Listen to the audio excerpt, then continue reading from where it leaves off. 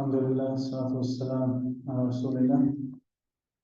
Brothers and sisters, welcome to the continuation of the concise presentation of Fiqh.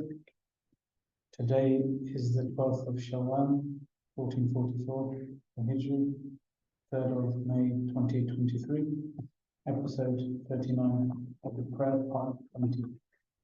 And we're carrying on for those who are following us in the book, page 191 at the top.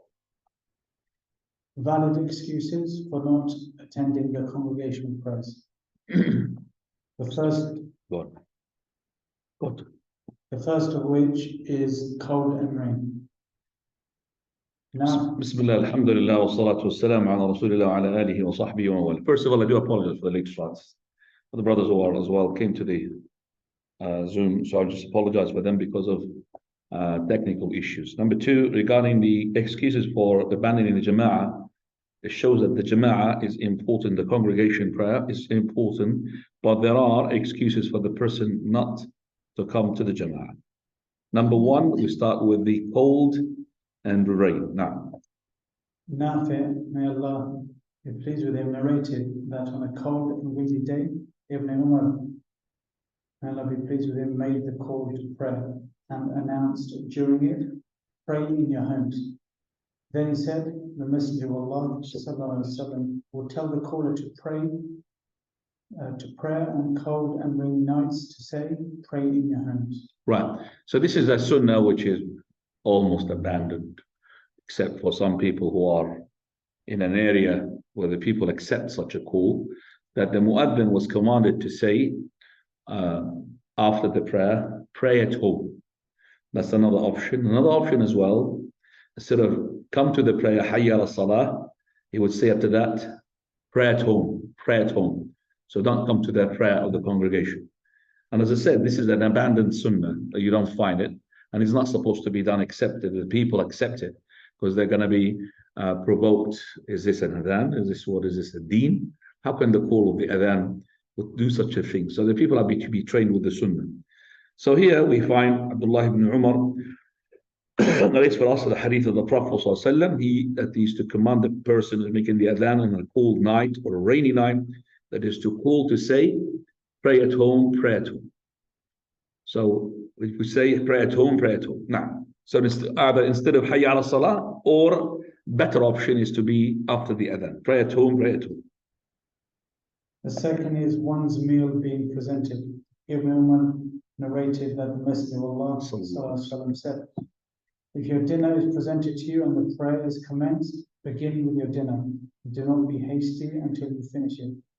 Thus, if the dinner was presented to Ibn Umar, may Allah be pleased with him, and the prayer would start, he would not go to the prayer until he had finished, even though he could hear the recitation of the Imam.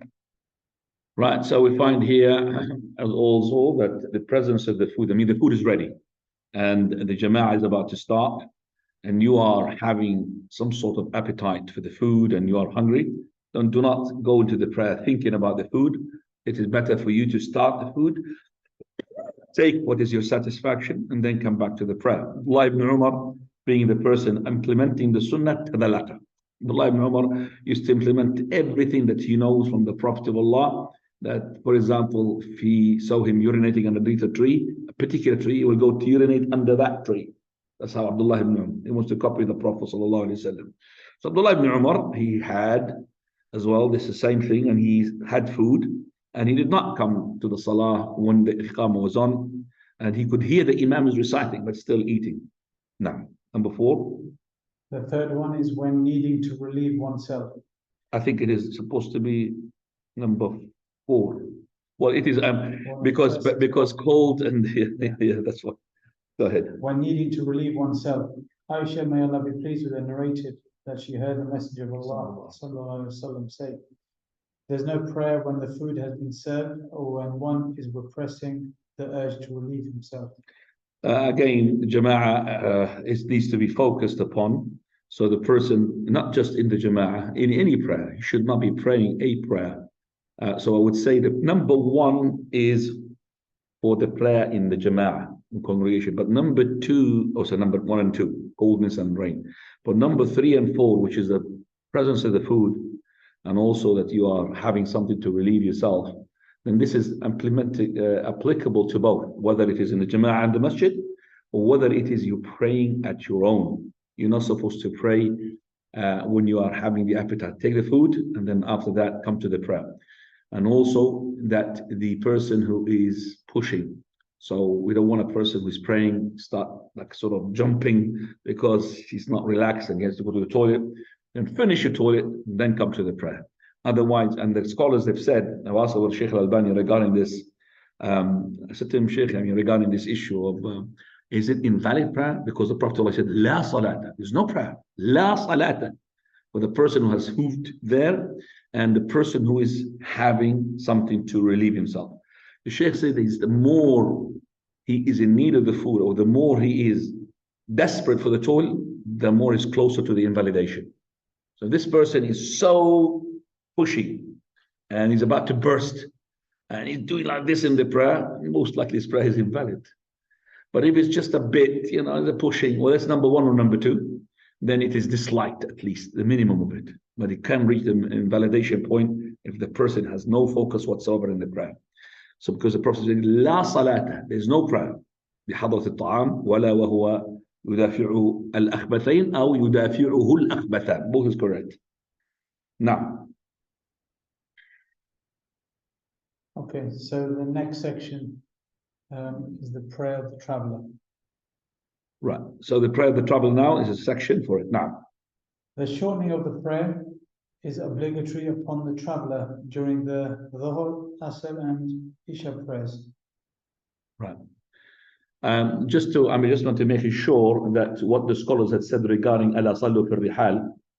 So the scholars had said either to say after the adhan, pray at home, or instead of, as I said, Hayya ala Salah in itself, the phrase Hayya ala Salah, to say what? Pray at home.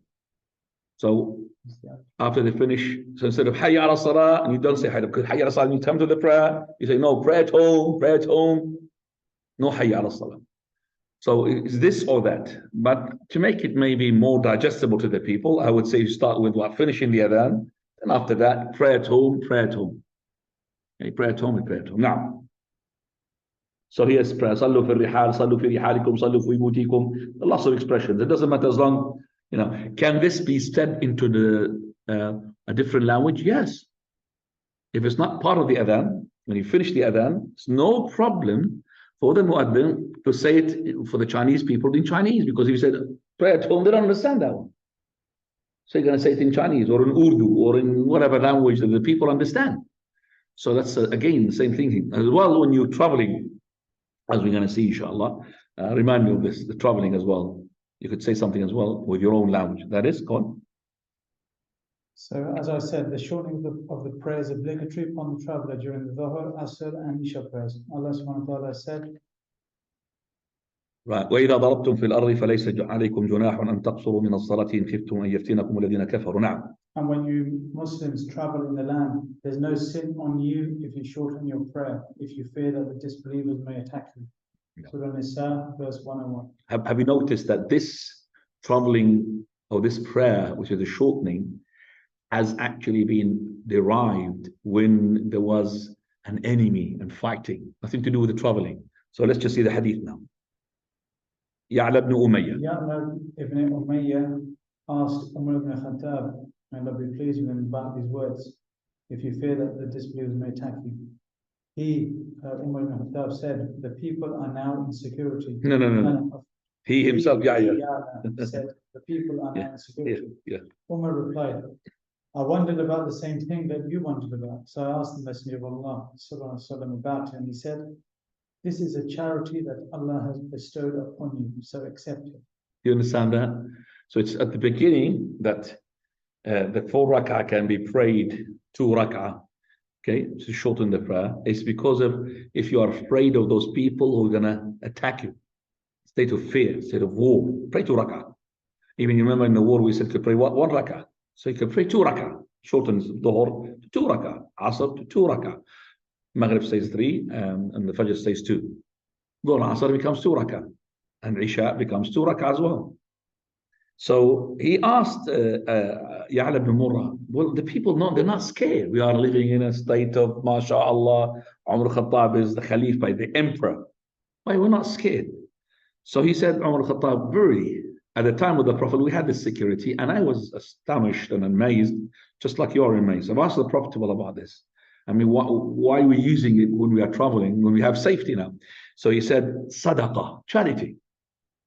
Allah gave it to you. Concession. So accept his concession. Now, Abdullah ibn Abbas said that Allah obligated the prayer upon the tongue of your Prophet وسلم, while resident 4 rakats, while traveling 2 rakats, and while in fear 1 rakat. So here, this hadith says that Allah subhanahu wa ta'ala had made the salah is to be in the hadar, in the residence 4 rak'ah, and in the traveling 2 rak'ah. In the here fear, extreme fear. You are shooting. The enemy is shooting at you. You could make it 1 rak'ah. But this, it doesn't mean how the prayer started at the beginning. Don't anybody how the prayer started at the beginning? Was it started 2 rak'ah, dhuhr, 2 rak'ah? Or did it start 4 rak'ah and then being shortened to 2 rak'ah? Anybody can tell me? Did it start at the beginning, the first time when the prayer was imposed upon the Muslims? Was it started 4 rak'ah dhuhr, 4 rak'ah asr, and then when it came the journey later on, and the Prophet of Allah had this concession to make it 2, 2, 2? Or was it actually the beginning, from the beginning it was imposed 2 rak'ah? The following hadith will tell us. Umar also said, the prayer yeah, go on. Yes. The prayer of the traveler is 2 rakats. The Jummah prayer is 2 rakats. The Eid prayers of breaking the fast and the sacrifice are 2 rakats. It means Adha and Fitr. Yes, 2 rakats. Each of them is complete without any shortening. This is from the tongue of Muhammad. So when you pray 2 rak'ah, they are complete. So if you prayed more, it is not correct. It's not complete. It's against the completion. So you can't make the 2 rak'ah of dhuhr when you're traveling to make it 4 out of precaution. Some scholars say this will be invalid. It's going to be accepted. Why is not accepted? We will see now the following hadith. Aisha. And Aisha, may Allah be pleased with her, said, when the prayers were first made obligatory, they were 2 rak'ahs each. So it's 2 rak'ah. When the prayer was imposed at the beginning, from the beginning it was 2 rak'ah. Any prayer 2 rak'ah, except for the Maghrib 3. Now, the prayer of the traveler was affirmed as such, while the prayer of the resident was lengthened. So later on, that the prayer of the resident is being lengthened, and the one with the traveler stayed on the origin. So if you have prayed more than the 2 in the dhuhr, asr, or the isha, while you're traveling, you are praying not the origin, and that's why the scholar, they said it will be invalid. You can't pray the 2, 4 when you are traveling. You have to pray it 2, because this is the original prayer. It's like somebody praying the dhuhr 6 rak'ah. Will be accepted? Not going to be accepted. 4 rak'ah, it has to be 4 rak'ah. You can't make it 6 rak'ah. Okay, it has to be 4 rak'ah. You can't make it 5 rak'ah. You can't make it 7 rak'ah. It has to be 4 rak'ah. Same thing, the traveling prayer is origin. It's not something, it was 4, it became 2. No, it was 2. So you can't make it 4. And that's why the scholar who had said it will be invalid, it is correct. Now, Abdullah ibn Umar. He said, I accompanied the Messenger of Allah وسلم, on travels, and he never prayed more than 2 rak'ahs until he died. And I accompanied Abu Bakr on travels, may Allah be pleased with him, and he never prayed more than 2 rak'ahs until he died. I accompanied Umar, may Allah be pleased with him, on travels, and he never prayed more than 2 rak'ahs until he died. Then I accompanied Uthman on travels, may Allah be pleased with him, and he never prayed more than 2 rak'ahs until he died. And Allah subhanahu wa ta'ala has said, لَقَدْ كَانَ لَكُمْ فِي رَسُولِ اللَّهِ أُسْوَةٌ حَسَنَةٌ. Indeed, in the Messenger of Allah, you have an excellent example. Okay, to be followed. Right, all right. So we come now, alhamdulillah, to the journey distance now. The distance of the journey. The scholars have differed greatly over the minimum length of a journey that allows the shortening of the prayers. A big difference, controversial issue. Now, Ibn al-Mundhir and others report more than 20 various opinions on this topic. 20 sayings regarding this issue. What is the distance traveling? Now, the strongest view is that there's no limit set in principle, except for what may be described as traveling in the language of the Arabs addressed by the Prophet.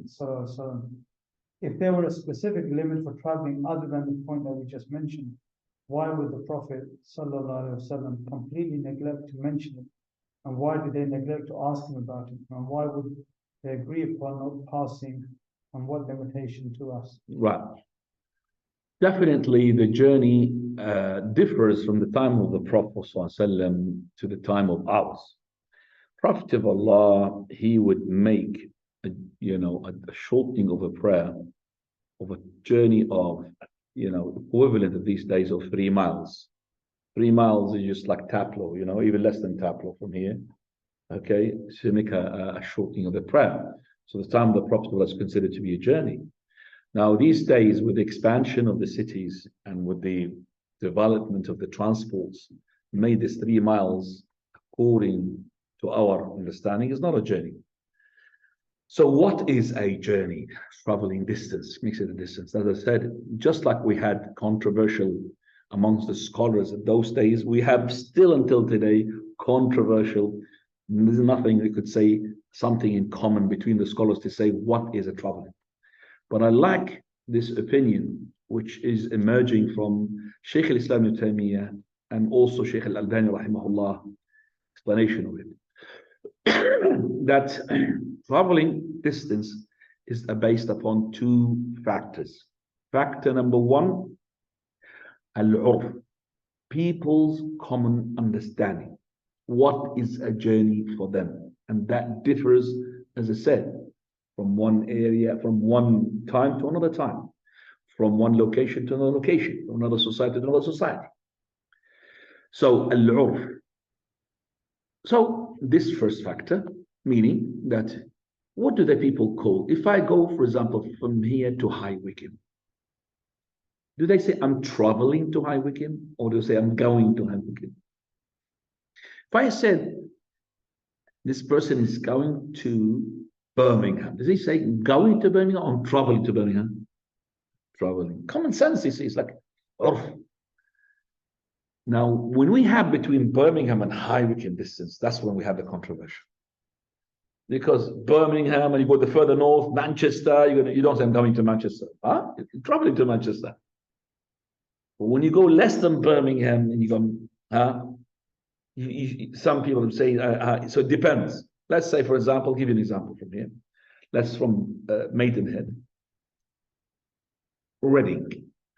I'm traveling to Reading or I'm going to Reading? I'm going to Reading. Bracknell. Going to Reading? No, I'm going to Bracknell. See? You don't really bother to tell even your wife you're going to Reading because she's next door. You don't say, dear wife, I'm going to Reading, so be careful. The kids, if something happened, call this number. You understand me? But when you go to Birmingham, you prepare yourself. And I'm going, I don't know, I'm going to be late. Yeah, that's different. You see, that is, but as I said, there will be an area which there will be difference between me and you. For example, Oxford. Some people say it's traveling. I'm traveling to Oxford. Some people say I'm going to Oxford because I'm going all the time there. So I could be going, me and you, and I'm shortening the prayer, and you are, and you are completing the prayer. No problem, because it depends upon what the person he believes is the urf correct here. Is the urf? Urf is the common understanding of the people. Some areas we have clear cut. You don't say I'm going to India. No way. You're traveling to India. No way. Going to India. Even if you are an air pilot going to India 2 or 3 times a day, you don't say I'm going to India. You're traveling to India. Okay? Because even it's like a taxi driver, maybe a pilot, taxi driver. Morning in India, the evening in Heathrow Airport. Still he's traveling. So it doesn't matter even if he's traveling in a space shuttle. But maybe later on, I don't know. The transport is going to change, and the perspective and also the common understanding will change. Depends. So that's number 1. Second factor is your intention. Did you go to that area as a traveler or not? And I'll give you an example so you understand me. Shaykh al-Islam gives an example of a person who is hunting. Let's say he's hunting a wild rabbit. Okay? He's hunting a wild rabbit. He's following it. Whatever it is, an animal. So he is now hunting it, but this rabbit kept going, and it's very precious for him. He wants to follow it. He followed it up to High Wycombe. Still he got it. Up to he reached Birmingham. He's not a traveler. Do you understand that? Because his intention from the beginning is this rabbit, and then get to the next corner from Birmingham, from Maidenhead. He ended up in what? In Birmingham. So he's not a traveler because he said from the beginning, his journey is to hunt the rabbit, which is next corner, but he kept following it until he ended up. So it is to do with your intention as well. So the second one, these are the two factors. If you've got these two factors, alhamdulillah, you have to have, I would say, you could see it black and white. There's no gray. You could see it black and white. But as I said, I'll tell you what, somebody, for example, I like what he said. What about you go to London? He lives in, just like in, area like ours, or maybe a bit further away, like Reading. Go to London. See, if I travel before the M25, like the airport, before I'm not a problem. But if I jump the M25, it's just a chaos. I feel I'm traveling. Do you understand that? So he's making the circumference of the circle road, which is M25, is at his limit. I understand what he's saying is because it's a nightmare when you travel beyond that. It's like a different journey. It takes you from Reading to the M25 as much as the time it takes you if you want to go inside the M25. Do you understand? Once you put inside your city, there a 10-mile distance within the city of London is more than time for me to get here to the M25. Much more, time-wise. It's very horrible. So I like what he derived himself, that this person who's in knowledge said, I'm 25. After that, I called myself a trial. So it depends upon what is the person's as well intention. Okay. Right, let's now go back to, so there is no such thing 81 kilometers and 79 kilometers, which you find in the fiqh. This thing you laugh at, 81 kilometers and 79. I could make the 60 kilometers into 81. Google Map will choose me a route which is different and makes me want 81 kilometers. So there's no such thing at distance. And when you're talking about distance, then you are expecting the people are learned. And the Sharia came to unlearned, illiterate people. It didn't come to a person who knows how to measure the distance and go to Google Map and start measuring. No, it is the one who lives in the cave. Who's in the cave, he has to understand the Sharia. So that's why sighting the moon, even the one in the cave will be sighting the moon. It has to be very professional with telescopes. No, he doesn't have to have. If you see the moon, that's it. So it's illiterate. The Sharia came to ummah, nahnu ummatun ummiyah. We are ummah ummiyah. It doesn't mean we're boasting, we are illiterate, we stay illiterate. No. But when Islam came to us, it came to be suitable to the what? Illiterate people. Illiterate doesn't mean ignorant, by the way. Illiterate doesn't read and write. So they're not, وَلَا نَعْرِفُ الْحِسَابِ. We don't know the calculation. So you don't expect people to be mathematicians now to differ between 81 kilometers and 79 kilometers. They don't understand that. And each one is going to have a measuring tape of his. How far is this city and how far? So alhamdulillah, simply, urf al-nas, what the people, common sense, this is trouble, not trouble. I spent a bit more time on this because, as I said, it's very controversial. Father. When the shortening of the prayer begins. The majority of the scholars state that the shortening of the prayer is sanctioned if one departs from the residence and leaves the city, and this condition is not met until one leaves the last of its houses. Ibn al-Mundhir said, I did not know of the Prophet shortening his prayers during any of his travels until after he completely left Medina. Anas, may Allah be pleased with him, said, I prayed the Dhuhr prayer as 4 rak'ahs with the Prophet sallallahu alaihi wasallam in Medina and at Dhul Hulayfa as 2 rak'ahs. Okay, Medina. Prophet sallam is now going for a journey. So he will not start shortening the prayer until he left the houses of his residential area. Dhul Hulayfa, which they call it Abiyar Ali, okay, is only 5.5 miles from the Medina. So the Prophet of Allah, when he wanted to travel, let's say towards Mecca, because this is the Umrah, then he will not start shortening the prayer until he reached that place which takes him outside the residential area of Mecca. Dhul Hulayfa, 5.5 miles, at that time is outside. Now for us, it's not. The house has been expanded so much. For example, in Jeddah, you could travel from one end to Jeddah to the other end in 80 kilometers. 80 kilometers. that is about 50 miles. And still you're not traveling. Because you can't say, I'm traveling to where? To Jeddah. Well, you're in Jeddah. It's like traveling from one end to another. Same thing with London. Traveling from London to London. It'd be an hour and a half. But still you're not traveling, neither do the people. So the Prophet ﷺ at that time, Dhul Hulayfa is not part of it either. So let's just implement it. We want something practical for us. I'm going to Birmingham. When can I start shortening? Once you hit the motorway, first service station, khalas.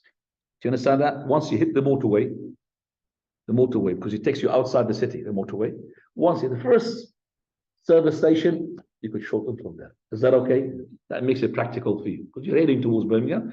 So you go to the M40, first service station there, you are in Sharab traveler. I'm not talking about the service station which is Asda in High Wycombe.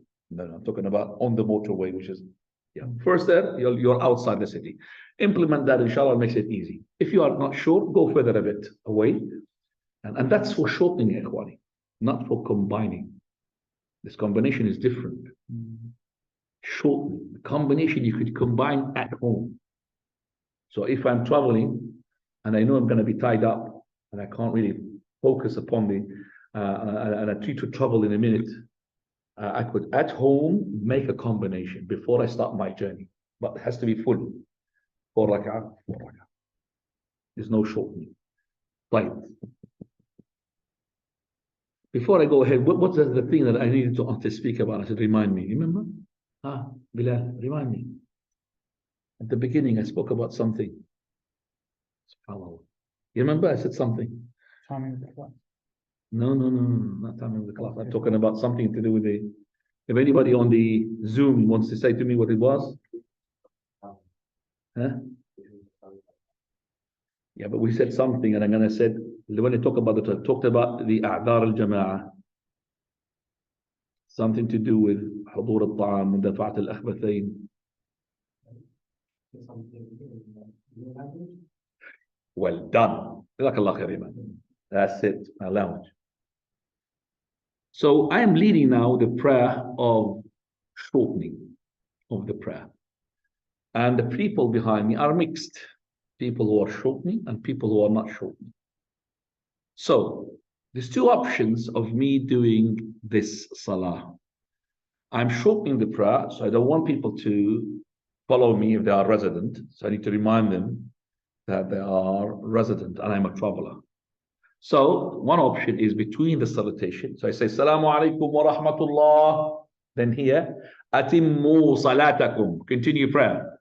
Assalamu alaikum wa rahmatullah. Or I could finish 1, 2, and then I would say what?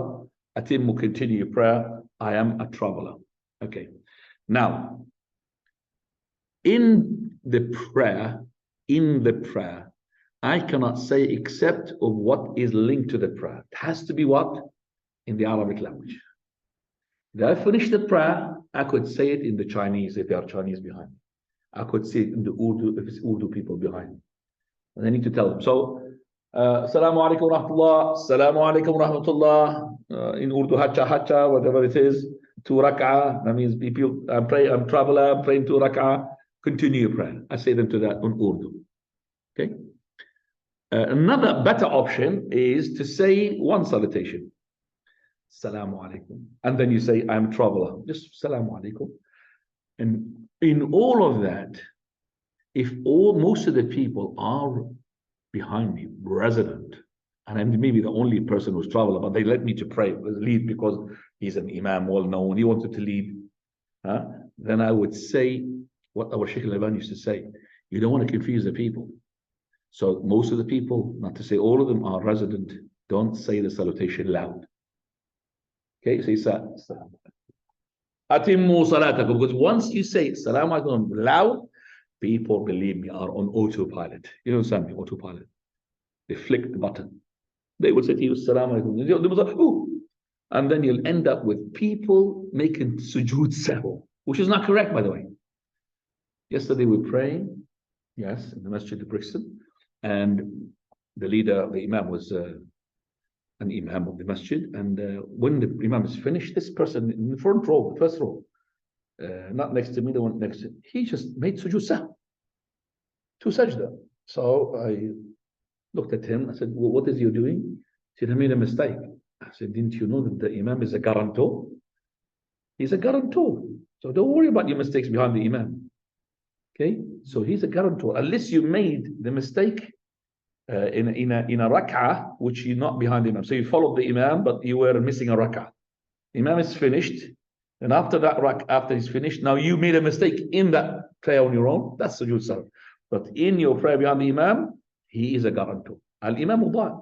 Prophet means that the Imam is a guarantor. He takes everything, all the mistakes on him. So you don't have to be sujood sahw.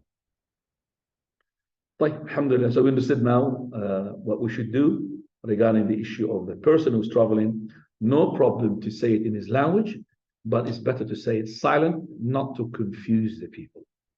And I would not recommend an imam of a masjid, if you have seen somebody whom he likes him to lead, yet he's going to make the traveling prayer, to lead him in traveling prayer, unless they train on the sunnah. There will be some people that don't like it.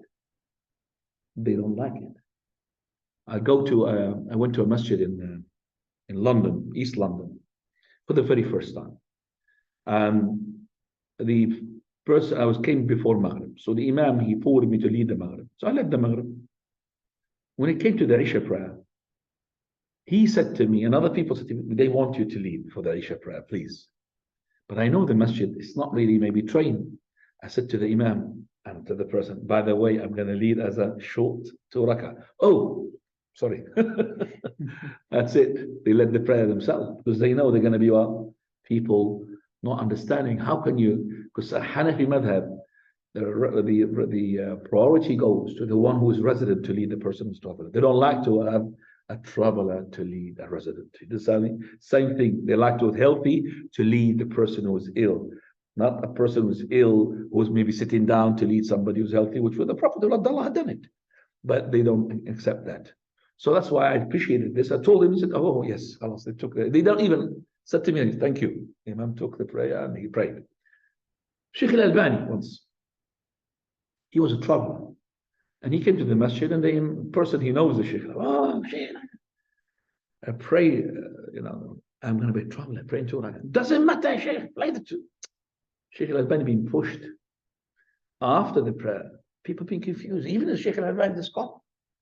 So Sheikh Al-Albani, after that, he had said a number of times, do not make yourself in a situation where the people cannot understand what you're doing. Do not do that. You have to train them onto the sunnah. You can't just give them, one shot. They might die for that one shot. Heavy dose, they don't like it. Small, slowly. Train, he used to say, عَلِّمُ النَّاسَ السُّنَّةَ بِالسُّنَّةِ. Train people to implement sunnah with sunnah. That means gradually. Look at the Quran, how it came. That's why Aisha radiallahu anha, she said, the Quran came down gradually. If the Quran came from the beginning, don't drink, don't fornicate, nobody would listen. She said that. If the Quran from the beginning came, don't drink, they drink, the drink is their life. It happened during the night and the morning. It's for them, is there. Don't drink, don't fornicate, nobody would listen. That's what Aisha said. Nobody would listen. The Quran came gradually. Even for the alcohol, gradually until he'd been trained. Then, alhamdulillah. So, عَلِّمُ النَّاسَ السُّنَّةَ بِالسُّنَّةِ. Now. If a traveler stops at a place for a need, but does not intend to remain there, he may shorten his prayer until he departs. Was it a place there? It says locality or local. Okay. Right. Jabir, may Allah be pleased with him, said the Prophet stayed in Tabuk for 20 days, shortening his prayer all along. This is Tabuk. Prophet Allah, he went to Tabuk for the sake of the Battle of Tabuk. If you remember, he heard of Romans, they want to invade. They said, let's just go and meet them ourselves.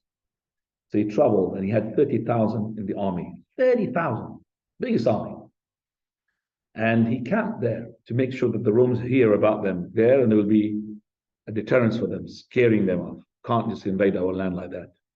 to hear about the army and all of this. So he stayed in there in Tabuk for 20 days. It differs among some of the scholars, they say 21, 22, but say 20 days. And he, all the way, he was shortening the prayer in 20 days. Fadl. Ibn al-Qayyim said, the Prophet ﷺ did not say to his nation, a person should not shorten his prayer if he stays longer than that. However, it is agreed that he did remain there for that period. If the person intends to stay more than 19 days, then he should do as Ibn Abbas, may Allah be pleased with him, said, the Prophet ﷺ stayed in a place for 19 days and he shortened his prayers. As for us, if we travel for 19 days, we shorten our prayers. If we stay longer than that, we then complete the prayers. Again, that's a controversial issue. I went, for example, let's say you travel to, let's say, you are in Pakistan, you travel to the UK to visit a relative of yours, or to come and make a visit, tourism, All right. Is it that if I intended to do more than 19 days, then I will complete my prayer? Remember, Abdullah ibn Abbas, he was a kid when the Prophet ﷺ, he went to Tabuk. And Tabuk was in the year 9 after Hijrah. He was only 12 years old. Abdullah ibn Abbas, he was only 12 years old. Abdullah ibn Abbas did not travel with the companions to Tabuk because he's not a person who is an adult. Only the ones who are adult will be participating. So Abdullah ibn Abbas, he had heard it from other companions, radiallahu anhu. Scholars differed. Is it if you intend more than 4 days? Is it intend for more than 3 days? Is it intend more than 19 days? The correct opinion, and as I said, it's controversial, is that if the person intended from the beginning to make iqamah, to stay, then he is a person who's resident. He has to complete his prayer. If he did not, so we have a scenario, like for example, he is saying tomorrow, because the Prophet of Allah, he went there, he didn't know how long he's going to stay there. He didn't know. It depends upon how he's going to be proving to the enemies that we're not going to leave. So he didn't know how much he needed to stay there. So he stayed 1, then he added 2, 3, 3, 4, 5, 6, and then 20 days, and he left. So in that case, there is no harm for you to stay if you didn't know you're going to travel tomorrow, the day after tomorrow, to shorten the prayer as much as Abdullah ibn Umar had done. You know how long? 6 months. He was shortening the prayer. Abdullah ibn Umar, he went to Azerbaijan. Azerbaijan, you know, it's in the southern part of Russia. Azerbaijan, you know it, yeah. Azerbaijan, yeah. Where all Pakistan and all these countries. Next, far north of Iran. So he stayed there and he wanted to go back. There's snow. At that time, a lot of snow. Blocked his routes to go back.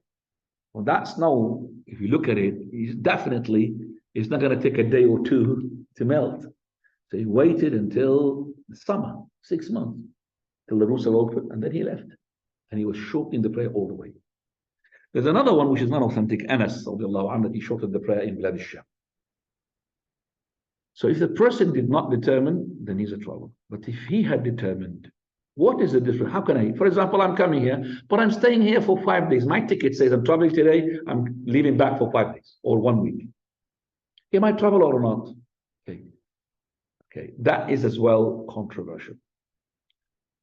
Some of the scholars, they said that the person who is resident, this is our Shaykh Mashhur, Hafidhahullah, will all the time do what the residents would do. Person from Pakistan coming to this country to study. He knows his studies about 1 to 2 years. But he made his position, his mind, after 2 years, he's going to leave back. His study is going to take 4 years, 3 years in the university. But he's made his mind, regardless, he's got wife and children back home, he's going to go back home. In these 3 years, is he going to be a traveler or not? Even the Shaykh ibn Uthaymeen, he said he must travel. Shaykh ibn Uthaymeen gave the fatwa, but it's not correct fatwa, and the scholars have refuted that. Once the person stays in a place and he makes an intention to stay, and he starts implementing that intention by looking for, let's say, a place to live, not a hotel, because he's not, like a visitor. The tourist will have a hotel and go. Then he does not go to restaurant for takeaways. He just start buying utensils, cooking food for himself, frying chips for himself. Frying chips and cooking food is not a tourist. Person who's resident.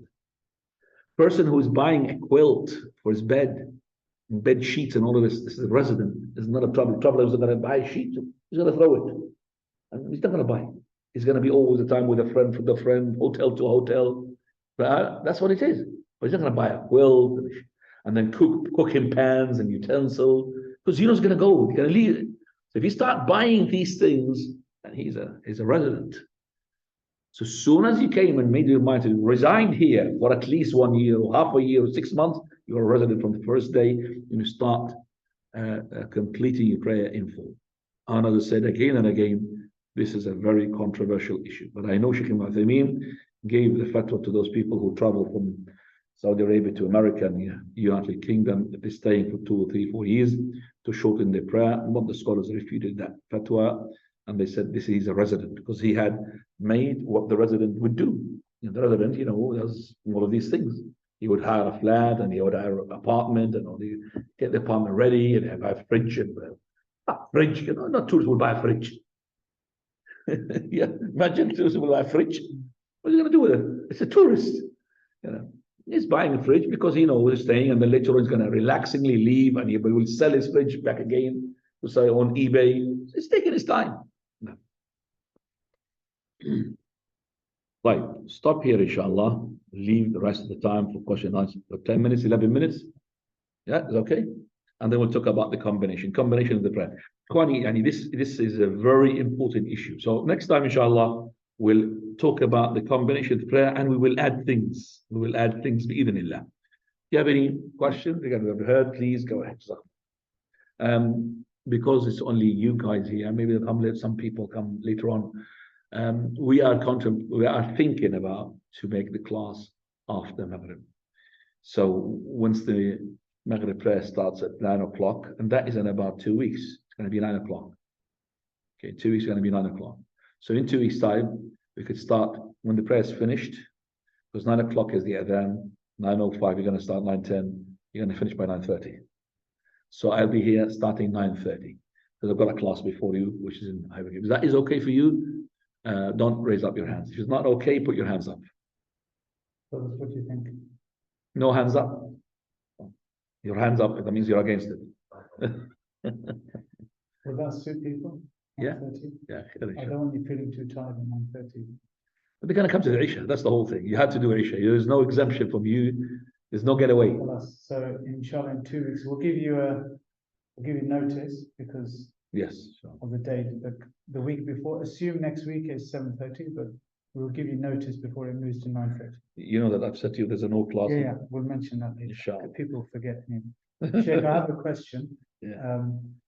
So I was traveling to Ummah, and I made the journey from Medina to Heathrow. And there was a brother who was traveling from High Wycombe to Heathrow. So in Heathrow... A brother from where? High Wycombe. From High Wycombe. So in Heathrow, it was Isha time. So I was going to pray 4 rakats, and he was going to pray 2 rakats. And the brother said to me that he felt like a traveler. Yeah, so no problem. When he left his home, he was in a state of travel, because for him, the start of the journey to Saudi began when he left High Wycombe. We have said a title here. The title is very clear. Al-Mawdi' alladhi yuqsaru min.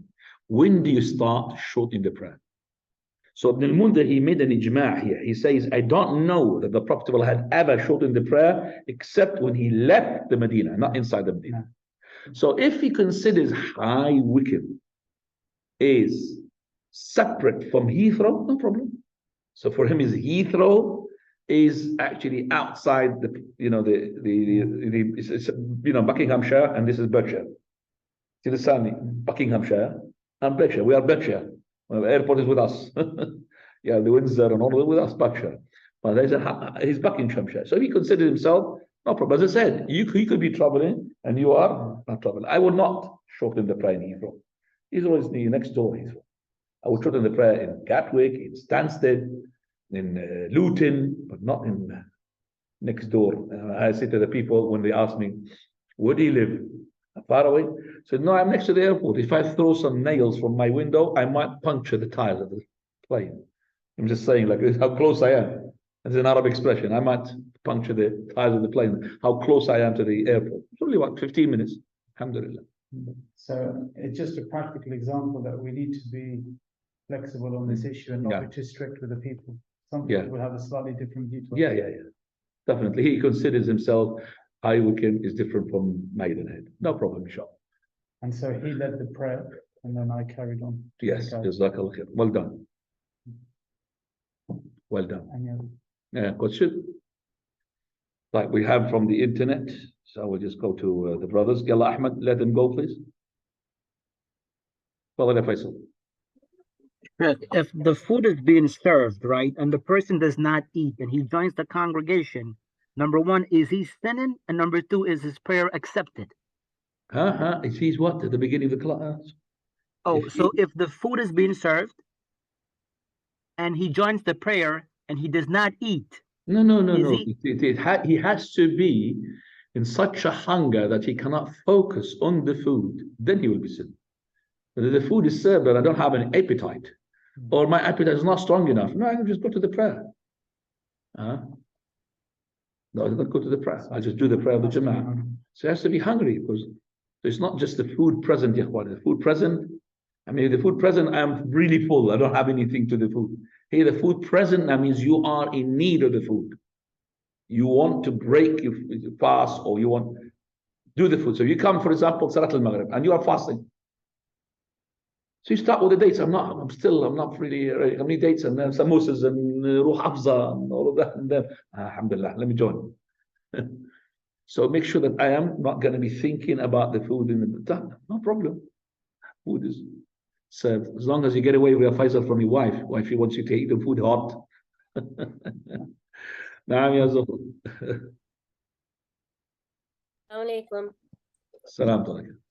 So if it's raining on Eid day, should you pray Eid Salah at home or in your local mosque? No. The Eid prayer is the Eid prayer. The Eid prayer is to be prayed with the community. So the community prays in the masjid because of the rain, we will pray in the masjid. If they prayed in the masjid because there is no rain, but there is no facilities outside, or they did not prepare the facilities, there was, but they did not set a facilities, and it was like what happened already. They prayed in the masjid, the Eid prayer, they made the two prayers in Masjid Cumberland. So while praying with the community, praying at home is not acceptable, except if it was at the time of COVID, when we were praying at home with our families, or the person who had missed the prayer of the Eid, not deliberately, because he overslept, he forgot or tired, whatever. Then as soon as he wakes up, or as soon as he remembers, he prays the Eid prayer as the Eid prayer at home on his own. If he's got a member of his family who did not take them, they'll pray behind him. But there's always prayer of the Eid is a communal prayer. It's not for me to go and make my own jama'ah inside the house. No. There's a question here from the sisters. No. What about students who live away from home? What should they do in terms of the shortening of the prayers? Students who are away from home, where? Pakistan, for example? Within the UK. Yeah, like let's say Maidenhead and Liverpool. Yeah, well, this person, he has got his apartment in Liverpool, and he's got his cooking pans in Liverpool, exactly the same. Then he is resident, and most of them they have. Most of them they do have, so they're resident there. They're only travelers in between their home and the second home. Sahaba used to have more than one home. So he goes from one wife to another wife. In between is a traveler, but with this wife is not a traveler, with other wives is not a traveler. I know a person used to have, wallahi, I remember him, used to have 3 wives. Okay, one in Japan. That's what extreme east. One in Morocco, wallah. One which is extreme west, and one in England, which is in the middle. This person, subhanAllah, and I used to be in Jordan. So whenever he goes from England to Morocco, then he goes to Japan, he passes through me in Jordan. See? And then when he goes from Japan to, and he passes through me as well. And he sometimes bring me, the first time I used to know the lychees. You know the lychees? The lychee is the fruit. I've never seen it. I've never seen that fruit because it comes from these areas, Indonesia and Japan. This area comes in the lychee. I've never seen it, mashallah, until he brought it to me, subhanallah. And then I bought in England, mashallah, they got it here. And the second one is people who travel and live part-time in another town for work, so such as like Bristol, or you said Birmingham, so people who travel to Birmingham every day for work. Yeah, the same thing here, Sheikh. Just think about the extreme, then you will know your answer. Person traveling every day to Birmingham, which is a traveling distance. Okay, we'll say the same thing here. A person who is piloting the plane to India every day. Same thing. When you said the traveler there, he's a traveler here. Even I would say the piloting is much more relaxed than the one who is going to Birmingham with this rush hour. There's no rush hour in piloting. You see, but there's rush hour, you know. The plane, by the way, because I have done the course and I know what these people they do, it's only when they land and only when they get up. In there is everything, software and everything driving the plane. There's nothing. They've been paid the money for those 3 minutes when they get up there, or 3 minutes when they go down. That's it. Okay, they just watch the instruments. Very hard to take the pilot, they call the autopilot off. They're very hard, very sort of rare occasion. So that's what it is. So they're more relaxed than the one who's driving to Birmingham or much organization. He's a traveler now. So the courier driver is a traveler now. But let me just say something. But let's say this courier driver is making 500 miles, but within what? High Wycombe and Maidenhead. He's not a traveler. Do you understand me? He is there within the. So not the distance is to do with going out, because he's not called a traveler now. If I go somewhere for a week, like say Dubai, can I combine my price and shorten? Yes, you can shorten combine shop, unless you've got a wife there. Confess. And then also, if I hear the adhan, I have to live in Muslim, right?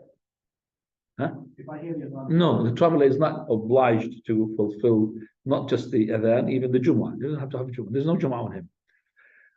Just here, just came to my mind something important as well regarding this courier person who's doing 500 miles. We said as an example, he's not a traveler. Shaykh al-Islam ibn Taymiyyah, he makes his courier driver as a traveler, even he's inside the city. He said that if this person has the circumstances of a traveler, but yet he is not doing the traveling distance, he's a traveler. I'll tell you an example which is these days are practical. Let's say doctor, well-known doctor, and he has a conference.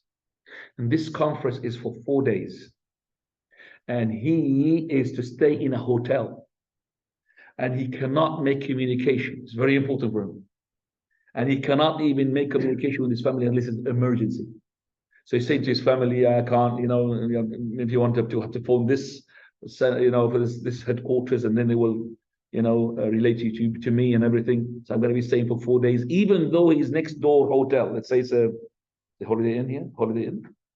Yeah, Holiday Inn. Yeah, Holiday Inn. It's Holiday Inn, but he can't leave 4 days. Then Shaykh Taymiyyah makes him a traveler. Do you understand that? Because he's got the circumstance of a traveling. He's been left home, and he is, he even is traveling. I'm just saying this, as I said to you, the courier was doing 500 miles inside the city. Now,